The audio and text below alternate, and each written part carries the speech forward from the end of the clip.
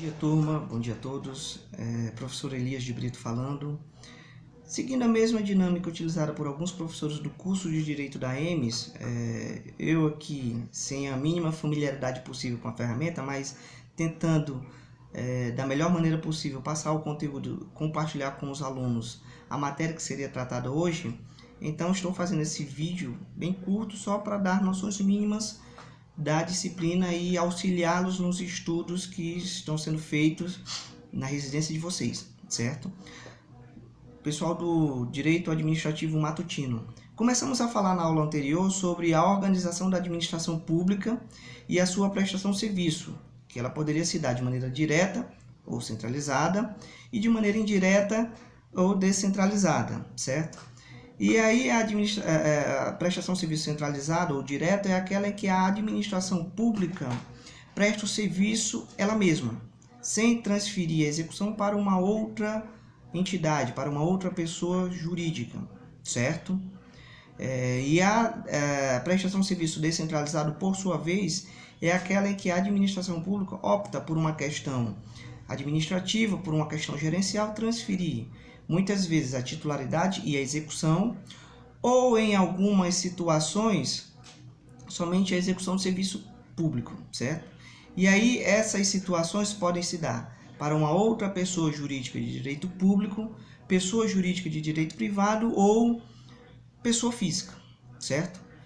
E os instrumentos utilizados e classificados pela doutrina para a forma de prestação desse serviço descentralizado se dá de duas maneiras: descentralização do serviço público por outorga e descentralização do serviço público por delegação.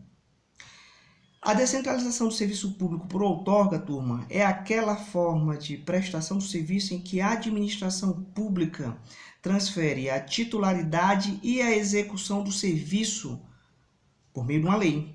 Então, quando ela opta por uma questão gerencial de transferir a titularidade e a execução para uma outra entidade, para uma outra pessoa jurídica, e nesse caso estamos falando de pessoas jurídicas de direito público, pode ser uma autarquia ou uma fundação pública, a administração pública, de maneira descentralizada, transfere a titularidade e a execução desse serviço. E essa forma de descentralização do serviço se dá por meio de lei. Exige-se uma lei para transferir a titularidade e a execução desse serviço público, certo? E a outra forma, e o outro instrumento de descentralização é a chamada descentralização por delegação. Nessa forma de descentralização, a administração pública transfere tão somente a execução desse serviço, permanecendo com a titularidade, certo? E aí essa forma de descentralização, essa forma de prestação de serviço descentralizado, a administração pública transfere para uma pessoa jurídica, direito privado, ou até mesmo uma pessoa física, a depender da natureza jurídica dessa descentralização, a depender da natureza jurídica desse tipo de serviço que será prestado pelo particular, certo? E a diferença que existe entre a delegação por outorga e a descentralização por outorga e a descentralização por delegação é que na descentralização por delegação, por sua vez, ela pode se dar de maneira legal, ou seja, há uma necessidade de ser realizada por meio de lei, por meio de contratos administrativos ou por meio de atos administrativos, certo?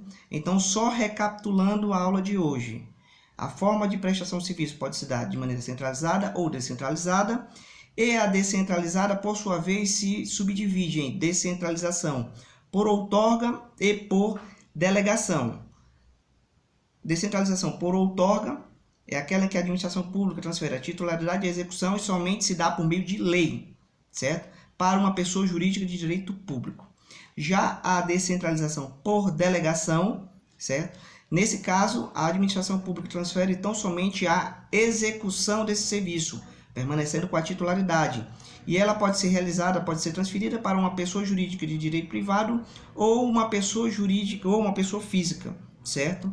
E a forma de transferência desse tipo de descentralização no caso da descentralização por delegação, ela pode se dar por meio de lei, contrato administrativo e ato administrativo, tá certo? Turma, então, bons estudos. Qualquer dúvida, vocês podem entrar em contato comigo pela área do aluno ou por outros canais, tudo bem? Até mais, bons estudos a todos!